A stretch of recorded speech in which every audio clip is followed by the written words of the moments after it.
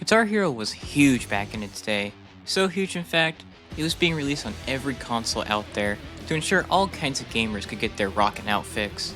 Everybody remembers the PS3, Xbox 360, Wii, and PS2 ports of these games, but what if someone wanted to take their guitar playing on the go? Well, Activision had them covered because they commissioned Vicarious Visions to make their own version of the game for the DS. And Harmonix even jumped in with their own takes on the Rock Band franchise for that same system, along with Rock Band Unplugged for the PSP.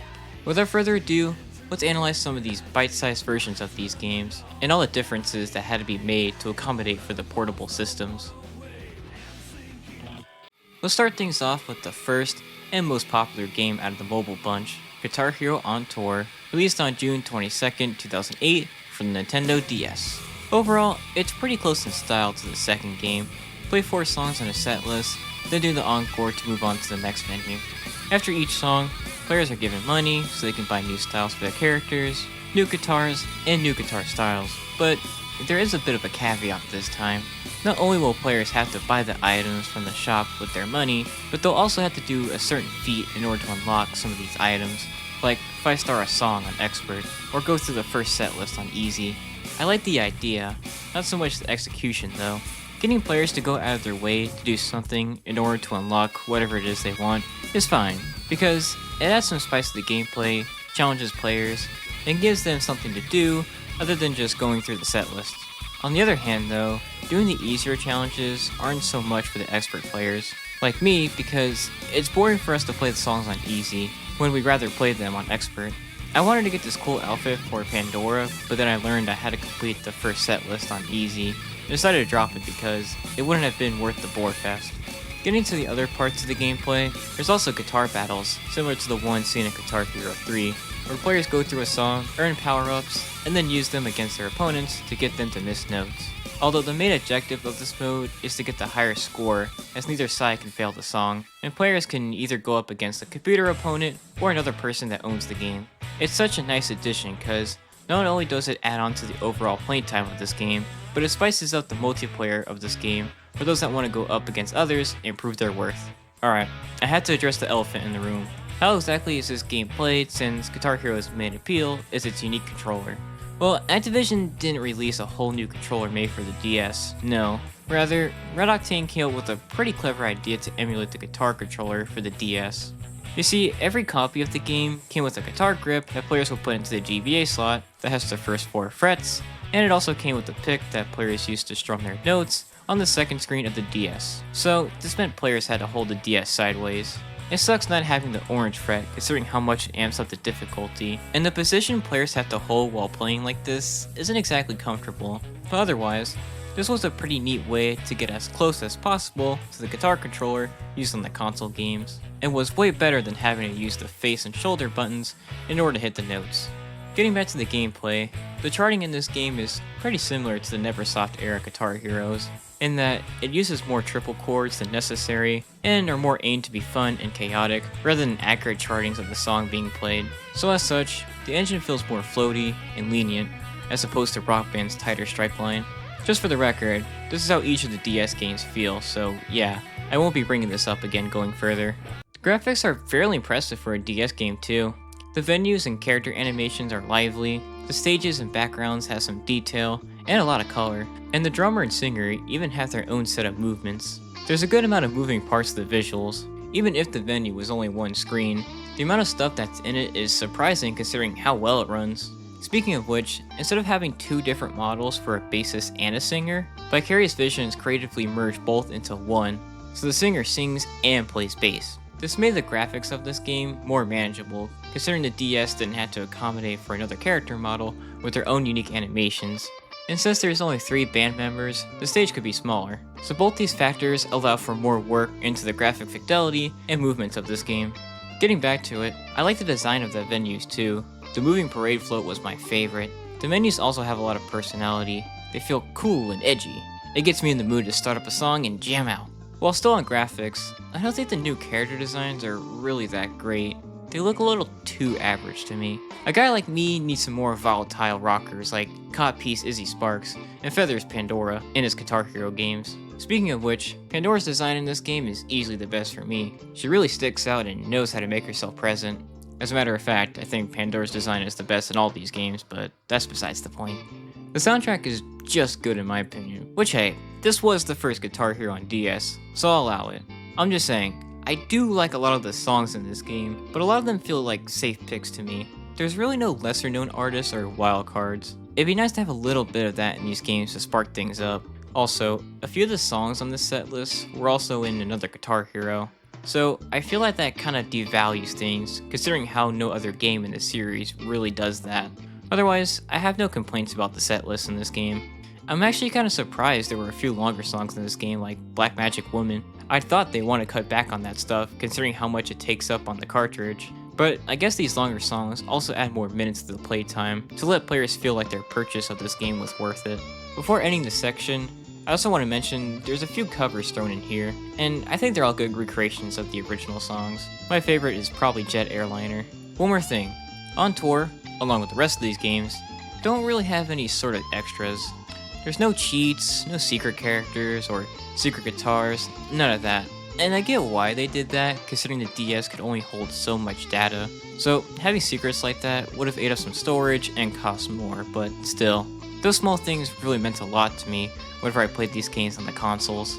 Overall, On Tour is a pretty faithful adaptation of the first 3 Guitar Hero games, and it did enough to make a worthwhile DS experience that any fan of the series would enjoy. The guitar grip and pick really elevates its experience, considering how important the guitar controller is to enjoying the Guitar Heroes to their fullest extent. So creating a smaller emulation for a smaller system felt necessary to Vicarious Visions. Next up, we got On Tour Decades. This game's main gimmick is that each venue represents each decade of rock and roll music, which, no it doesn't. Wait till you hear this one. So the game starts out with songs from the 2000s for the first venue, and it's even called Modern Era, and there's 4 more venues after this set list.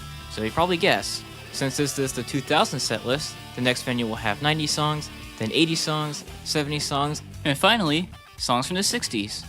And that would be a very sensible assumption, but unfortunately, we can't have things that make sense. The first venue has songs from the late 2000s, then the venue afterwards has songs from the early 2000s, then it has the progression you expect from the 90s to the 70s. I don't know why this was done. Did the developers really think the songs of the late 2000s and early 2000s were so different from each other that they deserved their own spots? Why can't the same be said for the other decades? Did they do this because they wanted to avoid songs from the 60s?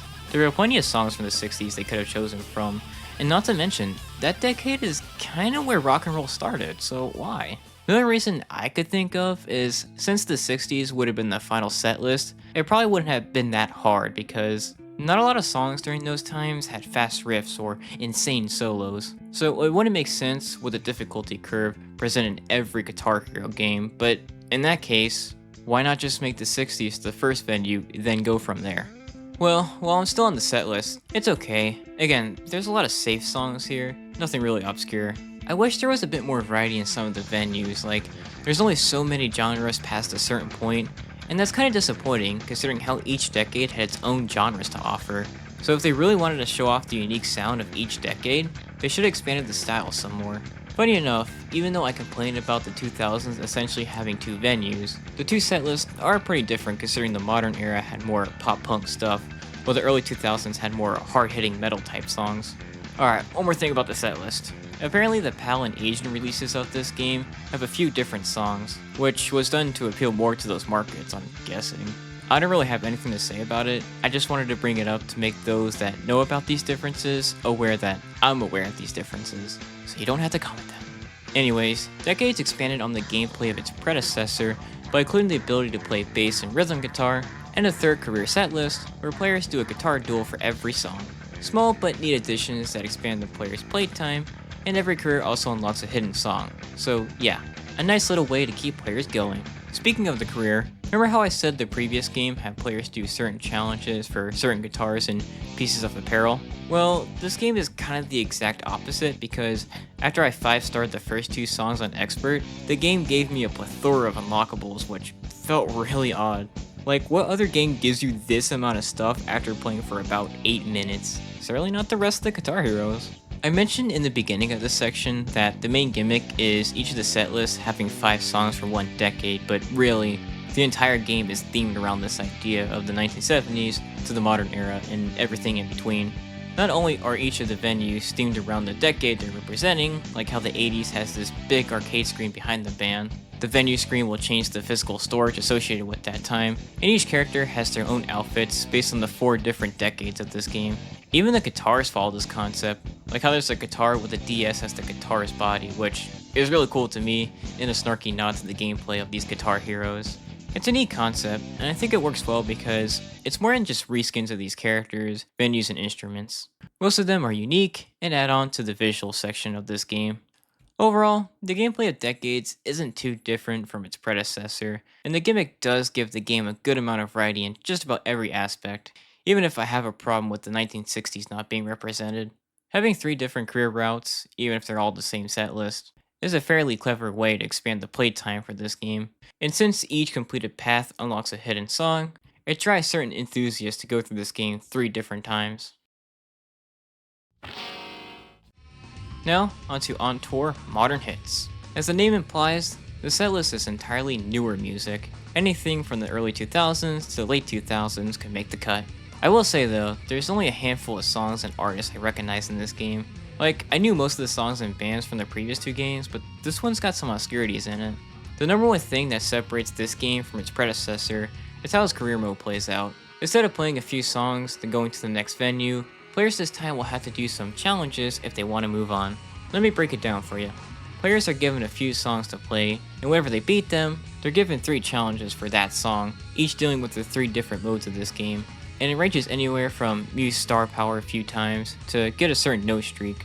And the later challenges have some kind of add-on to make things harder, like bomb notes that can't be strummed or no HUD. Each completed song and challenge gives the player a certain amount of fans, and after the player reaches enough fans, they get to move on to the next set list. Not necessarily the next venue, as each venue has 2 set lists in them. Alright, so there's the setup. Now, how well does it play out? Not great. Players are going to have to play the same song multiple times in order to move on, and the challenges can only add so much excitement in playing the same songs again. It's just really boring going back to something I've already played without much added onto it. Not to mention, some of the challenges make the game more boring, like there's some challenges that require the player just to strum, which is just really dumb in my opinion. Not only does this make the game easier, but it takes away the thrill of having to strum and hit the notes appropriately. Like, why would I want half of the game's fun taken away from me? I feel like if the challenges were there before the first playthrough of the song, things could have been a lot better. What I mean by this is instead of having to unlock the song challenges after beating said song, players could do the challenge for their desired instrument during their first playthrough of the song, and if they succeed, they get extra fans for their victory. The only compliment I can give to this gameplay loop is it does add some variety to the career, as players can choose to play the bass instead of the lead guitar, and duel against enemies, so players aren't just playing main guitar all the time while doing the small challenges.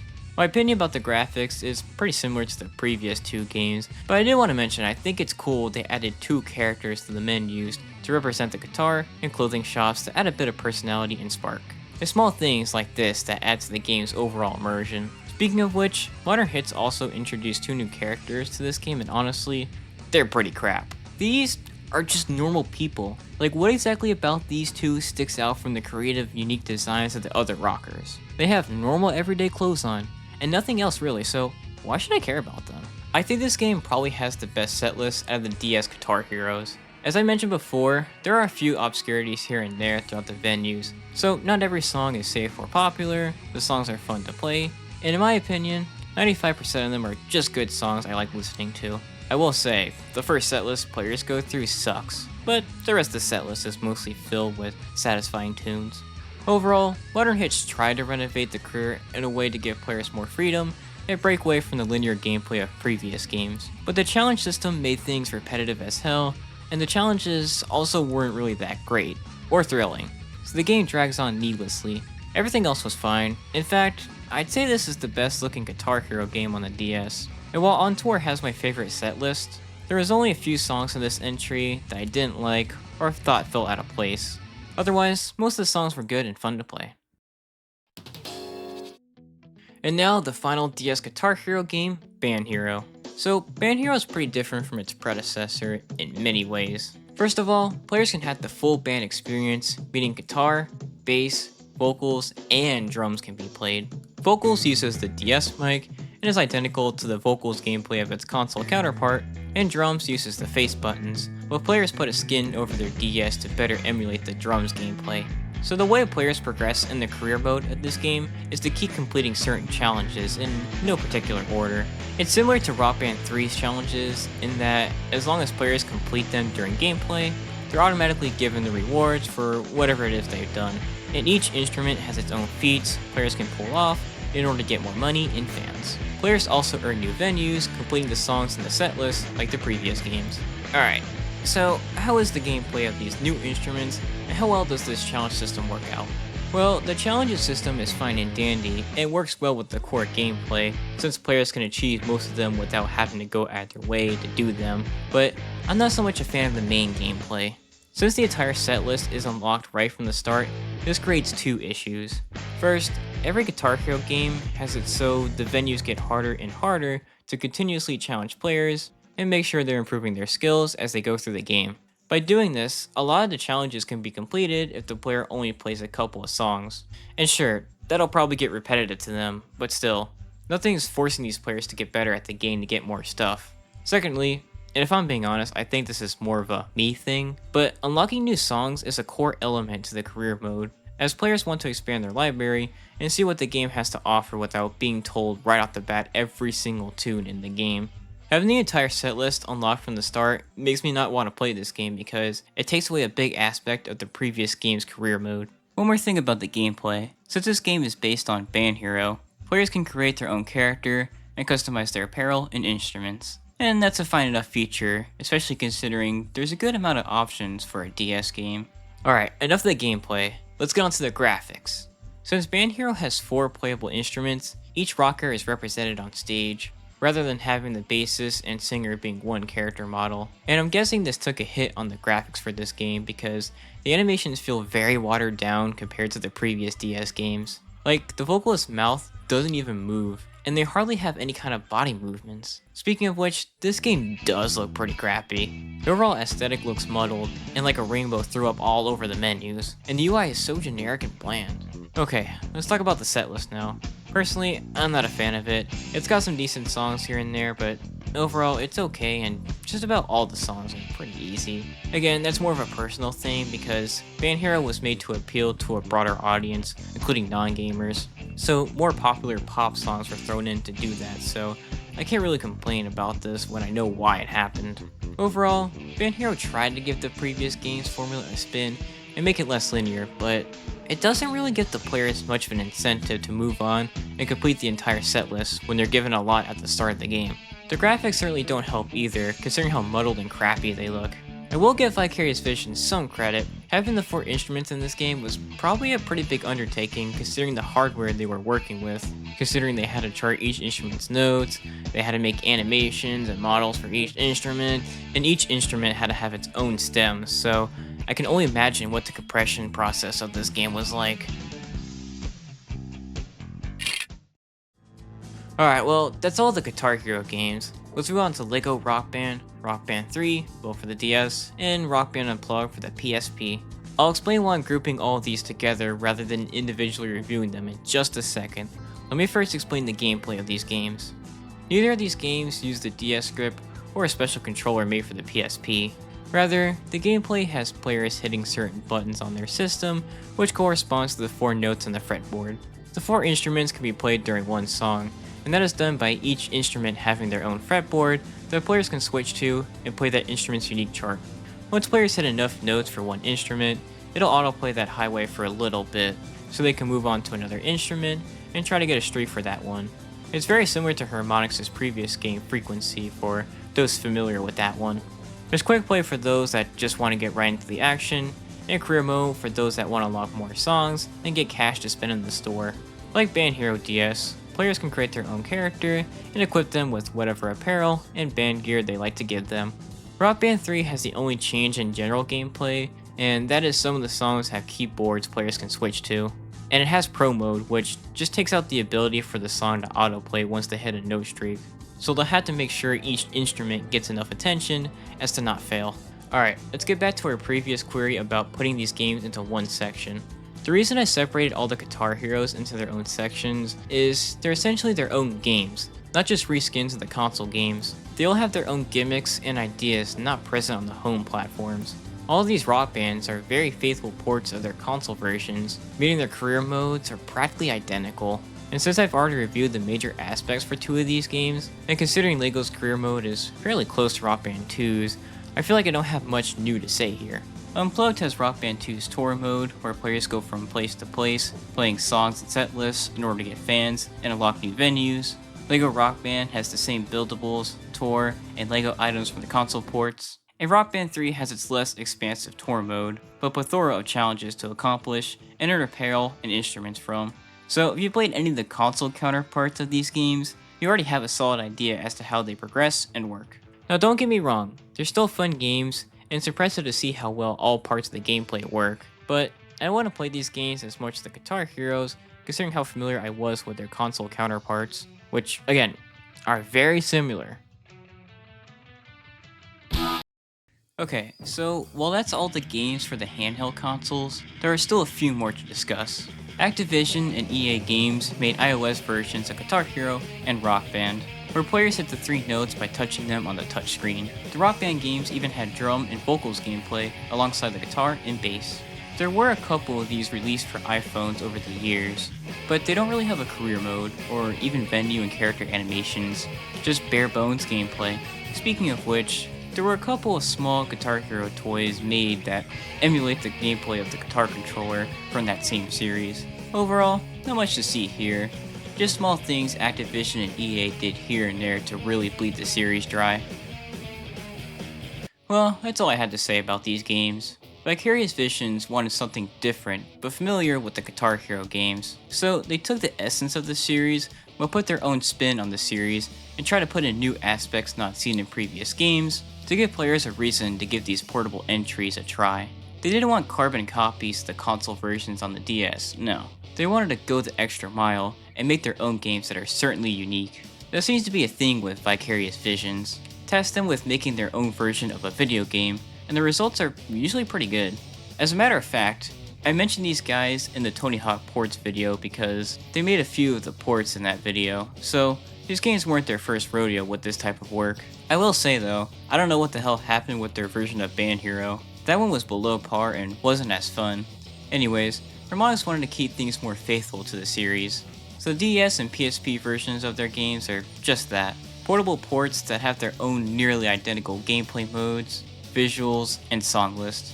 Maybe that wasn't such a bad idea, considering how good the tour modes for Rock Band 2 and LEGO Rock Band are. And the gameplay also allowed for each instrument to be played without sacrificing the visual fidelity. If I didn't make it clear, I personally prefer the Guitar Hero games over the Rock Band handheld ports for 2 reasons. The guitar grip allowing for a closer, more fun version to play the charts, and the fact each game was unique and didn't directly copy the console versions. Well, that's all I had to say about these games. Have a good day and jam out with whatever handheld and game series you prefer.